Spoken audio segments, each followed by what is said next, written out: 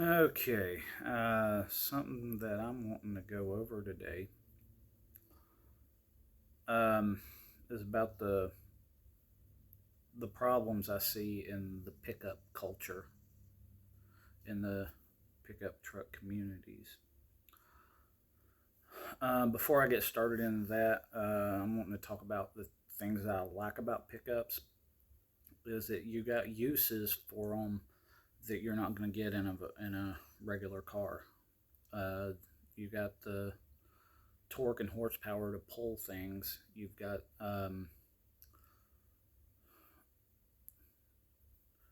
have an open area to haul stuff in. Um, like for example, I mean, like if I go out to the furniture store to buy a new couch or get a new appliance from Home Depot or something, it's no problem for me to bring it home. Um, then another thing that I like about pickups is you have um, you have more variety on things that you can do to customize a pickup more than you do a car. Like for example, running boards, brush guards, things like that you can put on a pickup. But it's possible you can put them on a car, but that just don't look right. Um, some of the things that I see in the pickup culture um, that either make no sense to me or is a problem in society. So I'm going to start off with customizing that defeats the pickup purpose. Like, for example, using the space of the truck bed to fill that up with amps and subs. That just is not, it defeats the pickup purpose. Once you put all that crap in that bed, you ain't going to be able to do anything else in it. Um, Another thing, too, is unnecessary power. Um, right now, I have a 2010 Mustang right now. It's serving my its purpose for my life at the moment because I don't have the need for a crew cab long bed dually. Now, for someone who runs a landscaping business um, that needs that kind of a vehicle for that, absolutely. And also, I would recommend getting better than a 1500 series full size pickup if you're doing work like that because I've seen a lot of people destroy a 1500 series by overworking it. But now if you're flipping burgers for a living, um, good God, your wages ain't even covering the expenses for fuel for that. So unless that Ford F700, unless that's your dream truck, you don't need an F700 if you don't have to use a truck for your job or your hobbies.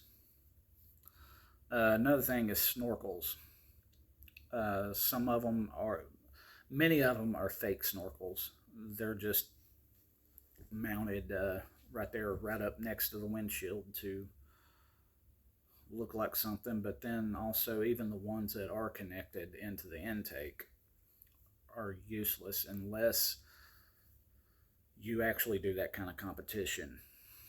If you actually submerge that vehicle in water, the snorkel looks stupid.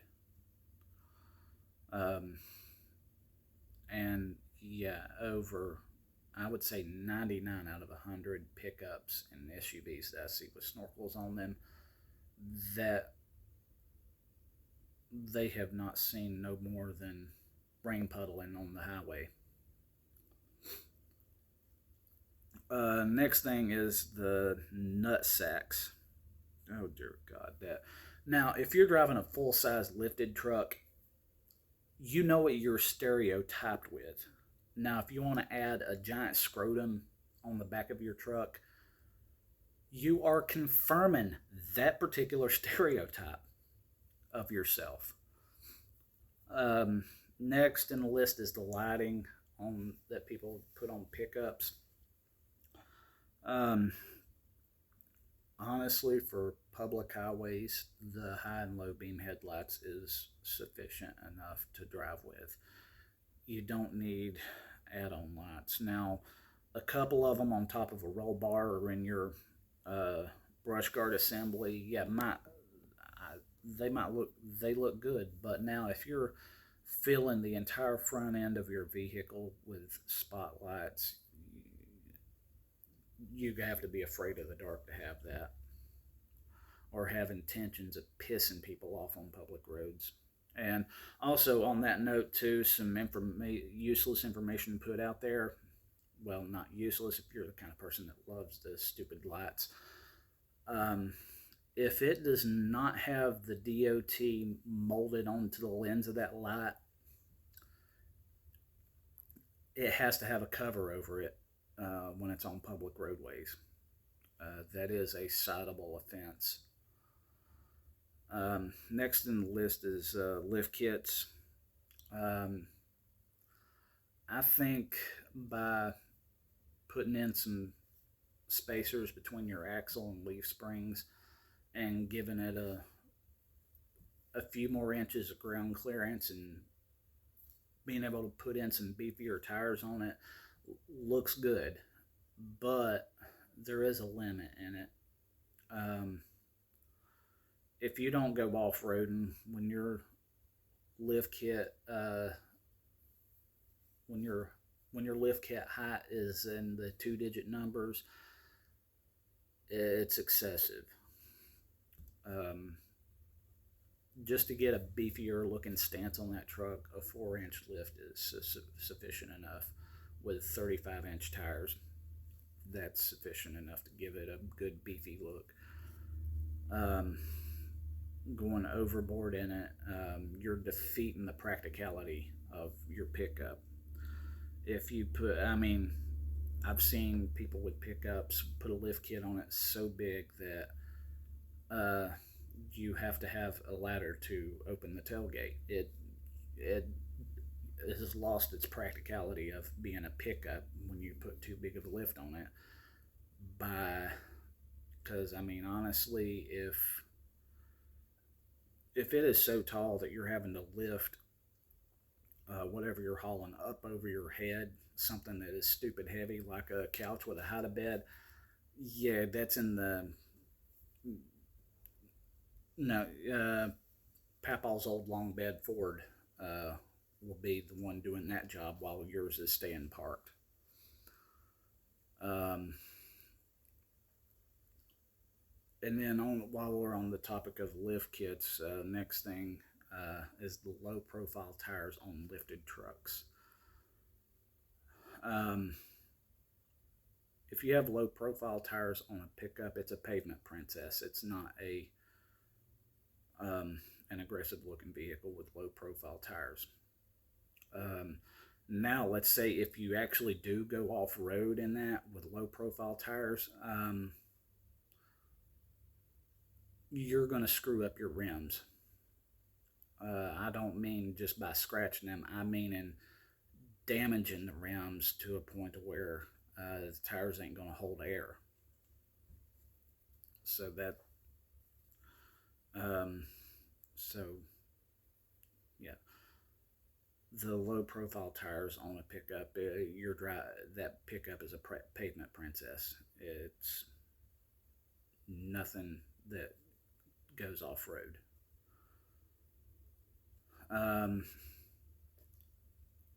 Next in the list is smokestacks or a ridiculous exhaust mount of some type.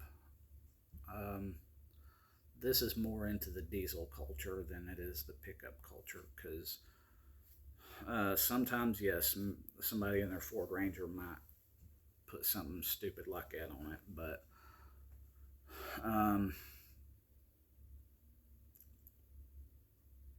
I think that having a pipe sticking up through the bed, it looks stupid. Um, it's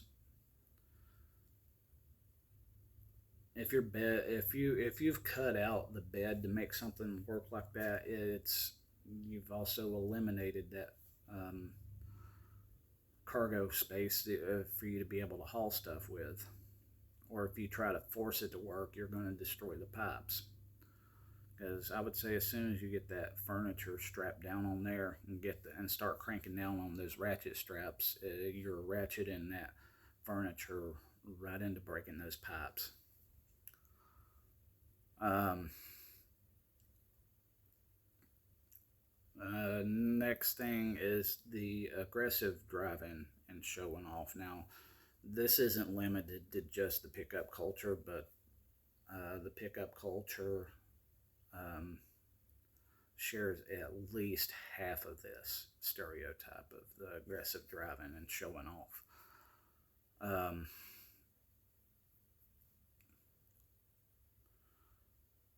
and especially if someone is driving a pavement princess, when I'm passing them on my Mustang on I-40, I'm at my pace. My intentions isn't to outdo you. My intentions is to maintain my pace. And if you're going slower than me, then I'm going to pass you. Now, someone in a pavement princess, all of a sudden, just because they see the Mustang passing them, they're no longer maintaining their pace no more. Then in turn, they get their feelings hurt and they start racing me. Um, it can't travel on I-40. It can't be as simple as me driving my Mustang at my pace. Someone in a Silverado with really giant chrome rims is going to be butthurt about me passing him. Um, Along with that showing off and everything, the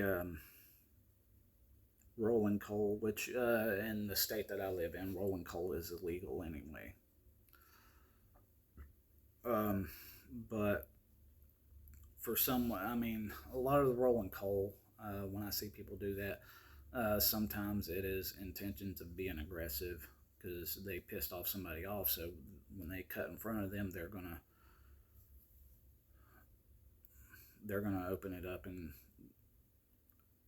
bury them in black soot. But then there's some people who roll coal for the purpose of showing off. And to be honest with you, that pretty girl that's standing on that sidewalk that you bury her in coal, that ain't gonna make her like you. That's gonna piss her off. Um, Also,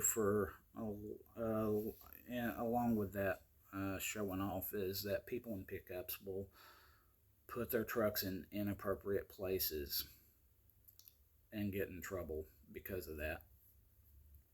Um, if you have the ground clearance to jump over a curb to get around traffic and everything, that's good for you. But a lot of people, just because they know they have that ground clearance, ends up stuck somewhere where they shouldn't have been to begin with. Um, Now, there are competitions, uh, like doing the mudding, um, rock climbing, things like that. And I would recommend doing stuff like that in the places that's appropriate for that. But doing it on out in the woods behind my house is gonna piss me off. And I'm not gonna help you get out of that because you're on my property. No, I'm calling the cops. And in addition to that, so far the people that's done that so far, they would call another towing company to do that for them. Now, me, I would offer to help, but there will be a fee of $500 for me to do that, which ain't much different than somebody coming out to in a wrecker to pull you out of it. But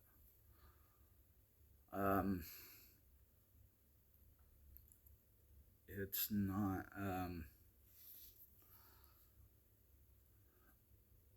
But keep the showing off stuff. Do that in places that's appropriate for. Not on my private property anyway. Now, next thing in the list is, and this is more very specific, is the Dodge guys.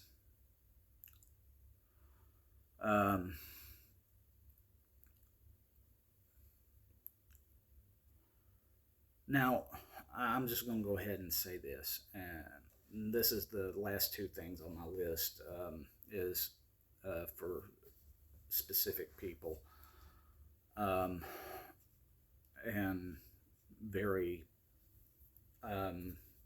tell you things that you don't want to hear in these last two items. But the Dodge guys, if you are stupid enough to purchase a pickup that is known for ECM problems and transmission problems, the annual cost of repairs is more than a Porsche or a BMW,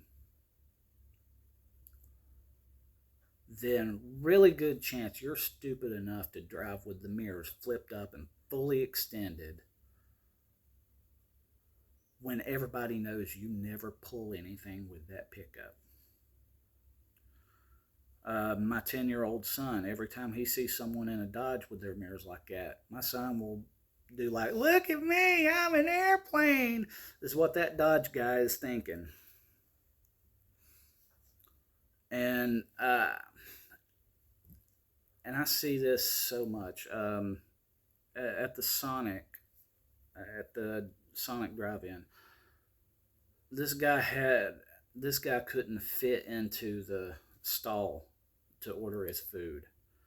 So, and you think that common sense would tell you to flip your mirrors back in and push them back in. No, nope. Him and his girlfriend were fighting like hell to try to push the whole assembly in towards the door. I thought it was funny. And plus, another thing too, if you're in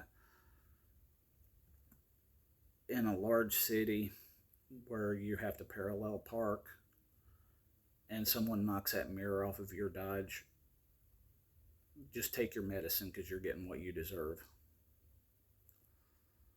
And then finally, the last thing on my list is the squatted trucks.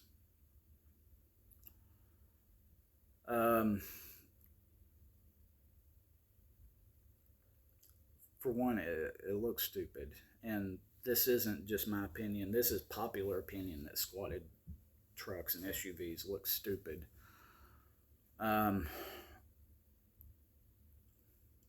The problem that I have with squatted trucks is I'll reference this the same way I did with the Dodge. If you're stupid enough to readjust your vehicle, if you were stupid enough to think that squatted trucks look good, really good chance you're stupid enough to be oblivious of what your headlights is doing to everybody in front of you. For those of you who do drive squatted trucks and you get bright lighted all the time, just accept it. Take your medicine because you're getting what you deserve.